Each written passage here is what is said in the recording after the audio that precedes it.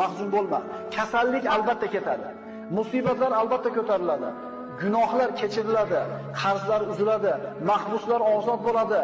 G'oyiblar, ketganlar albatta qaytib keladi. Osiylar tavba qiladi. Albatta yomonlar jazosini oladi. Mahzun bo'lma. Mahzun bo'lma. Modomiki odamlarga yaxshilik qilar ekansan, albatta mushkullalaring hal bo'ladi. Chunki odamlarga yaxshilik qilishlik inson o'zining mushkullalarini hal bo'lishiga sabab bo'ladi. Mahzun bo'lma. Chunki sen qilgan bitta hasonat uchun 10 dan tortib 700 gacha ajr beriladi. Balki undan ham ko'proq. Lekin qilgan gunohinggacha bittagina jazo beriladi.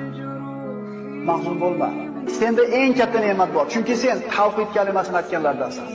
Ahli qiblasan, musulmonsan, qo'lingni duoga ko'targan kishilardansan. Sen mahzun bo'lma.